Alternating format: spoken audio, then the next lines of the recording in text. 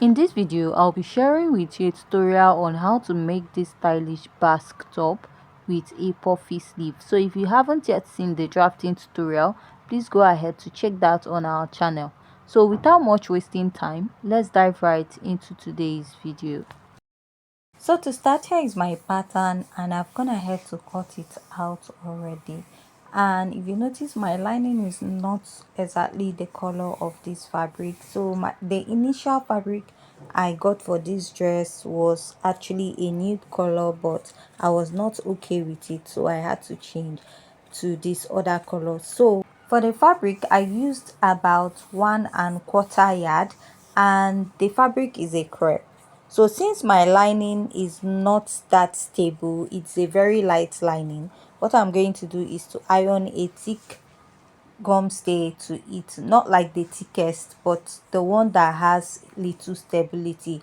There's a gum stay or pepper stay that is way too light, and the crepe fabric I'm using is actually very thick. If not, I would have gone ahead to iron an S stay on it also.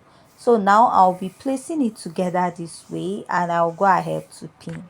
So I also forgot to mention that when you're cutting this, you're going to add ½ inch on top and at the lower part, but by the side of your pattern you're going to cut it exactly. So I'll just go ahead and I will pin my pattern before going ahead to stitch. So I have this little chalk with me and I'll go ahead to mark ½ inch all the way around my pattern this way, because I'll be stitching my pattern with ½ inch. But on one side of this pattern, I'm going to go ahead to leave an opening, which I'll be turning it from that part.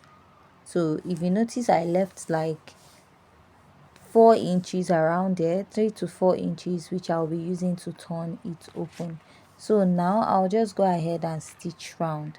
So also I'm going to work on the next pattern, which is the back pattern, and I've also gone ahead to cut out my lining, which I also ironed my pepper stay or gum stay on it. So the next step I'll take is to go ahead to place the lining on it. Now I'm going to make sure it matches and I'll start pinning it also. So it's very important to pin your fabric, especially when you're working with a crepe, because in case the crepe you're working with is a bit stretchy. So my crepe is not that stretchy, it's actually very thick. So now I'll be marking ½ inch all the way around my pattern at the upper part. So going towards the side of my pattern, I'll also be leaving a little allowance, which I'll be turning my fabric from. That is after I'm done sewing this dress. So I'll go over to the sewing machine now and I'm going to stitch this round. So I'll also repeat this to the other side. So after I was done sewing, I went ahead to trim out some excess on my pattern and I'll be notching this. So for this to relax, because of I ironed and interfacing on the lining, I'll go ahead to trim out little from the actual ½ inch, and after trimming that out, I'm going to go ahead to notch it. That is, notching it will help it relax all the way around, and I'll also notch the upper part of my pattern. So to notch means giving little cuts on your pattern this way with your scissors, so that it's going to relax on the pattern very well. So you're just going to go ahead to trim out and you're going to cut. So when you're doing this, you also want to be very careful. So if you notice, I also trim out before going ahead to notch.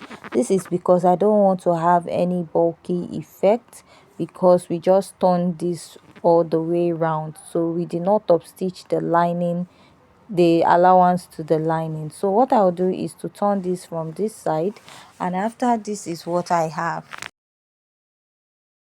I'll go ahead to stitch that place, folding the allowance and top stitch.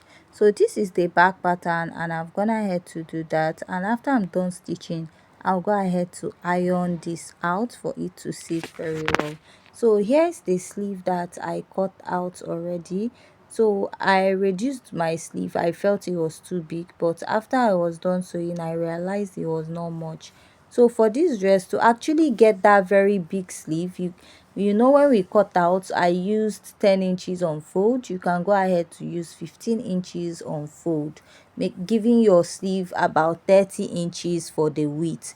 So for the length, you can make yours as long as you wish to.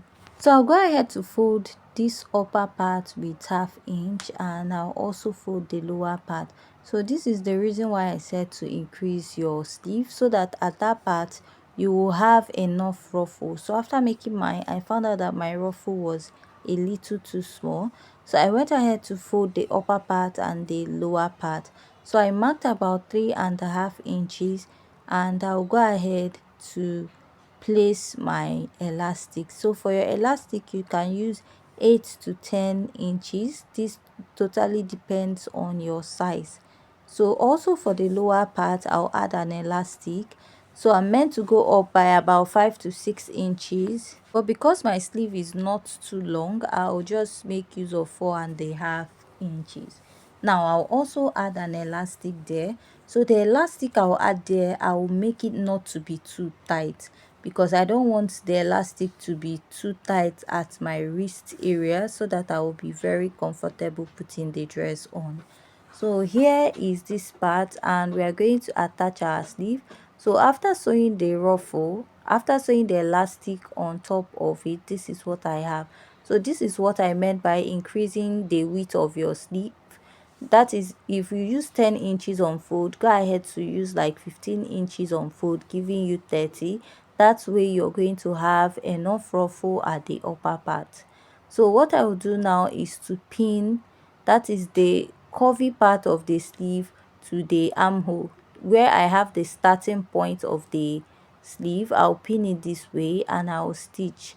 So I'll also repeat that at the other side. But before doing that, I went ahead to pin out the zipper allowance of the back and make sure that what you have matches. So I'll go in a little. When you're attaching your sleeve at the back, at the middle point at the upper part, you can go in a bit more to tighten the back to avoid gaping. So what I'll do now is to go ahead to find where my sleeve matches the front part, and I'll place it this way, and I'll be stitching this down with half inch. But before going ahead to stitch this down, I'm going to go ahead to pin this to secure it. That way it will be easier for me to do so. So I'll just go ahead and I will stitch this down with half inch. After I'm done pinning, this is what it should look like. So I came in by 1 more inch or half inch after the main armhole. This is so that the shoulder will not be falling off, that is, the sleeve won't be falling off, and it won't look like an off shoulder sleeve. So after that armhole curve we have, instead of starting from the armhole curve, I came in by half inch. So after I was done joining, this is what I have, and I pinned down my pattern. So now you want to come up. Remember that after your waistline we came down by 1 inch, so you want to keep your tape at that point, then go ahead to mark all your measurements. So for this pattern we added 1.5 inches for the sewing allowance, and to turn your pattern you're using half inch on both sides, meaning that the allowance remaining on 1 inch. So if you used accurate measurement for your pattern, what you're going to have left is 1 inch. So what I did was just to go ahead to mark 1 inch at both sides of my pattern. So after stitching with 1 inch, going up to the sleeve area, you can continue with that same 1 inch, that is stitching from here all the way to the armhole, and then from the armhole area you're going to connect it down to your pattern this way. So after I was done stitching, this is what I have, and I'll be adding a zipper to it. But before going ahead to add a zipper, you notice that there's like a little rope at the front, which I'll go ahead to make. So this is the tiny rope I made, which I top stitched on top of my dress, and what I'll do is just to go ahead to tie a bow tie on the front part. So this is what my dress looks like. So if you find this video very interesting and educative, leave your comment at the comment section, and see you in our next video. Thumbs up.